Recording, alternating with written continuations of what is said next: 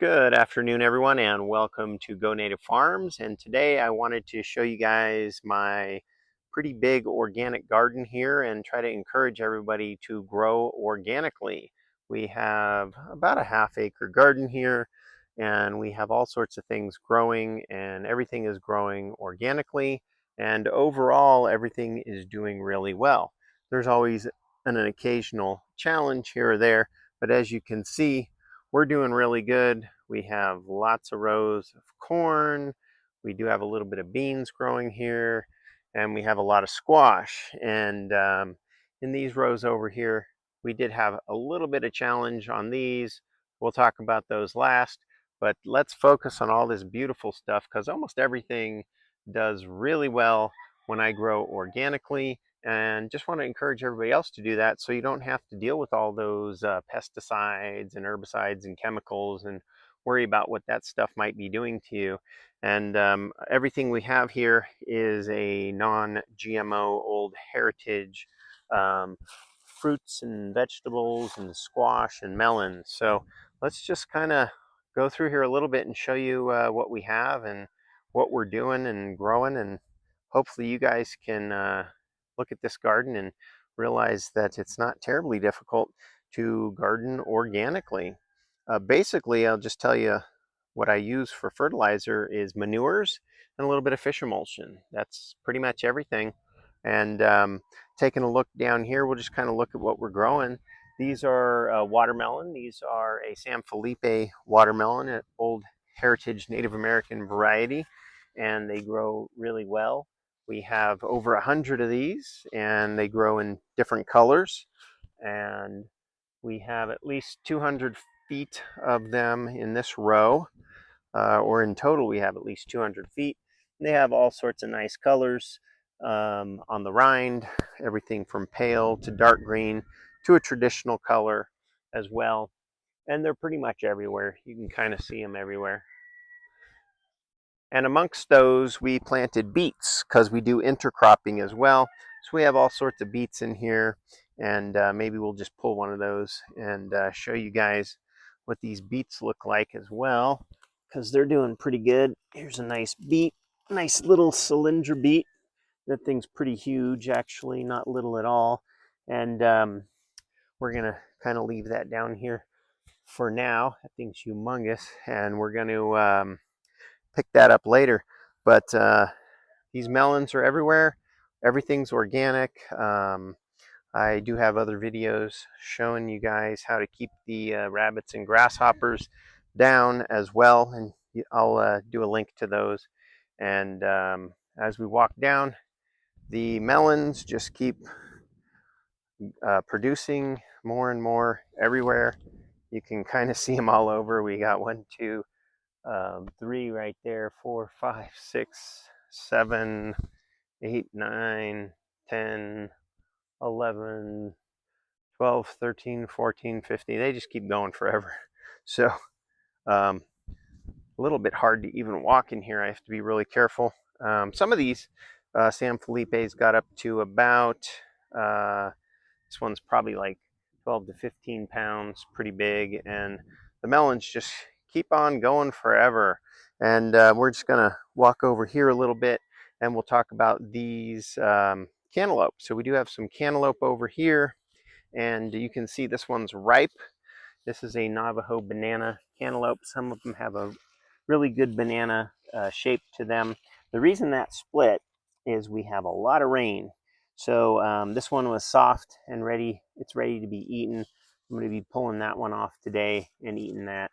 And extra rain will split the ones that have already turned yellow. So quite a bit of cantaloupe we have in here. They're a little bit harder to see because a lot of them are green. So they're kind of hard to see because they haven't turned into the yellow, which makes them stand out a little bit more.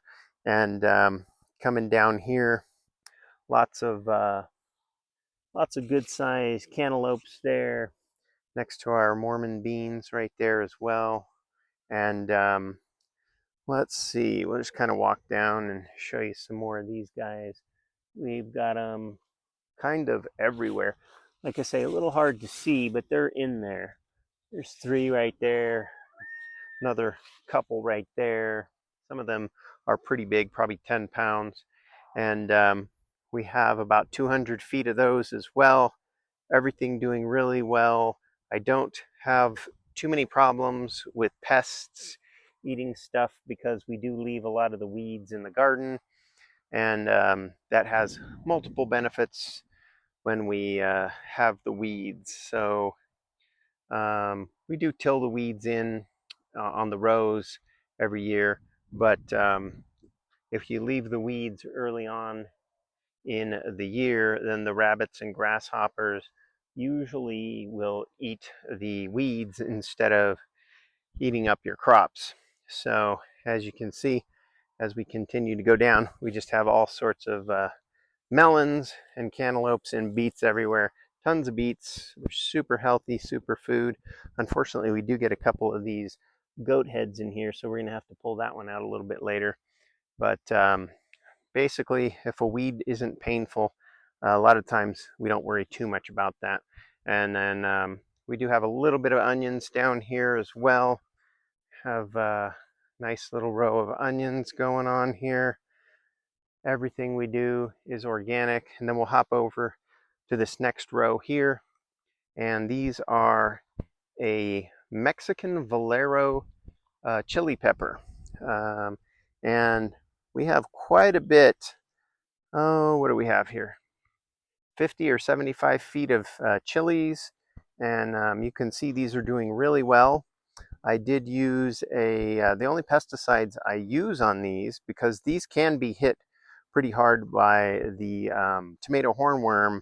They will eat these up. So I did use an organic version of the BT, and I'll do a video on that later. And as you can see, we have lots and lots of chilies, just a whole bunch of chilies. So Valero chili, and doing really good organically. I haven't lost one of these.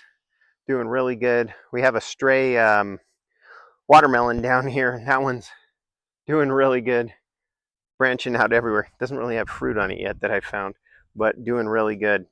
And then next to the Valero chilies, we have lots of an Acoma blue corn here, and the corn is doing really well organically as well. We do spray a little bit of that BT on there to kill those worms that get in the cobs. So with organically, you can spray that on and then you don't eat it. But with the GMO, that is inside of the corn, and then you're forced to eat that. So we do not do anything GMO here, and like to keep that out of our garden all the time. And we're passing some Navajo yellow corn, these two rows right here. And then we're going to get up on some really good looking squash.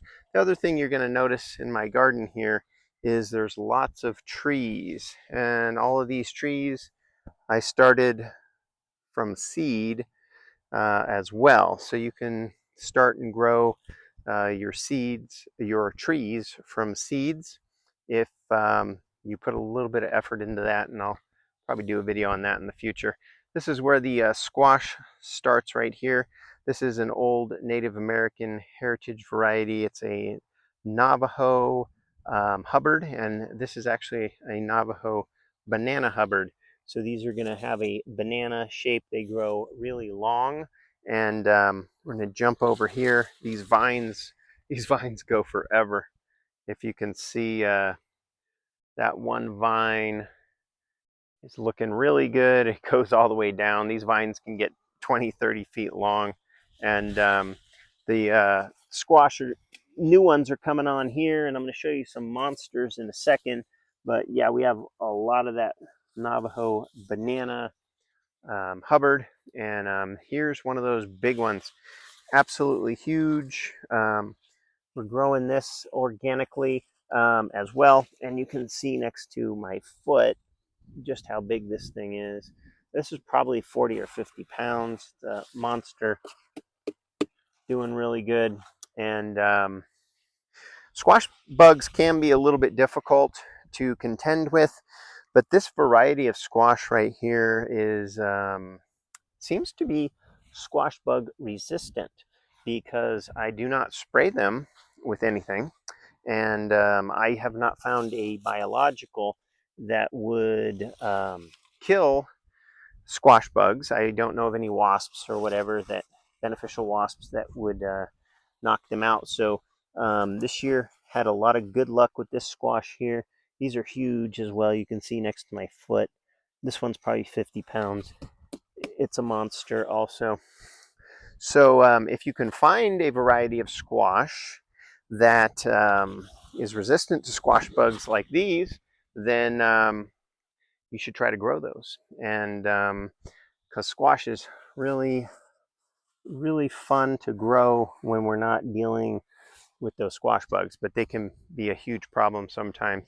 And the seeds on these might be available at the native seed search at the end of the year. I do grow for them, but they're not always available, as sometimes the seeds have to go to certain native tribes first before they can go to the public. And we do produce these in, I guess you'd say, kind of a smaller quantity. We're not a big factory farm or anything here, but they are doing pretty good this year. So they may have these available to the public, and you can check out the Native Seed Search, seeds, seeds, search.org, and you might be able to find yourself some of those beautiful, humongous squash. You can see they they grow in some are round, but most of them are along in a banana shape. But they're very prolific. Have them all over the place, and I'm pretty sure these guys hit the 50-pound range in here, but I won't know until I weigh them. Some of them, of course, are not that big, but a lot of them are. So all organic, no pesticides on this whatsoever. And that is a large portion of our garden here. I will show you some tomatoes over here. I also use the BT on here, and I'll put a link to that at the end. But the spray on organic BT, this you can see there's no tomato hornworms on here, and worked really good, all organically. And you do have to put a few applications on because the new growth will not have the BT on there. So when the worm eats it, they have to eat an area that has that on there. And I did also in here, I used some moths as well. And there's some moths that can eat the worms also. And we have lots of onions and stuff growing too. So that is what this garden looks like over here. Everything organic, doing really well. I did forget to mention there's one spot that wasn't doing the best over here. And in this area over here, I had a couple rows of squash, and they didn't do the greatest. You can see they don't look anywhere near as good as that other squash. And the main difference here is I did no-till, and it's just not working for me. I'm getting some squash on here, but they don't look anywhere near as good as the area where I tilled. So that is the garden. We're going to jump over, and I'm going to show you one more area we're doing organically on squash. All right, now we are walking up on our south squash garden. This one also is all organic here. We have a few other things growing in here, like a couple of watermelons and cantaloupes and one chili. And as you can see, they're doing really good here. That squash is about, oh, maybe 30 inches long. It's a big one. It's kind of hard to tell without me putting my foot by it, but it's huge. Yeah, it's a big squash. That's also the Navajo banana Hubbard down there, and we've got quite a few of them all over. They're setting fruit, and this garden here, we use lots of chicken manure, and we did a video on that as well with the extra large amount of manure we put in here, and not getting much burning on these plants at all with all that manure. And as you can see, the squash are, all over, and they're coming on the plants everywhere in there, looking good. And like I say, all organic. This is a cantaloupe right here, and you can see that has nice fruit on there. We got some more squash everywhere. So just trying to encourage people to give organic gardening a try. Stay away from those pesticides and chemicals that you have no idea what is going to happen to you down the road when you use those. So I don't like those in my garden. So from the get-go, I've always decided everything's going to be organic here. And we are not certified organic, but we follow organic practices in everything we do. Probably cleaner than a lot of other organic, because there's some stuff in that field that of organics you can dig into, and you can start learning. But we you can dig into that and you can start learning. But people are allowed to get certified organic after they've had their crop rest for a few years and don't use pesticides. But that doesn't necessarily mean all the pesticides are going to be out of that field. So we are suffering from a little bit of the powdery mildew, which I just saw right there, and we're going to spray that with some neem oil. And that stuff comes on pretty fast and furious. It's been raining, and you can kind of see off in the distance. It's a little monsoony out there, and that is why we do at the end of August, early September, we start to get that powdery mildew, and it is all over the place right here. This was not here yesterday. And then I just noticed it, so we're going to hit that with the neem oil, and then hopefully that is going to cure that problem. And thank you guys very much for tuning in, and please do consider growing organically, because it is not that difficult, and we have so much food here. Can't even eat all this stuff in the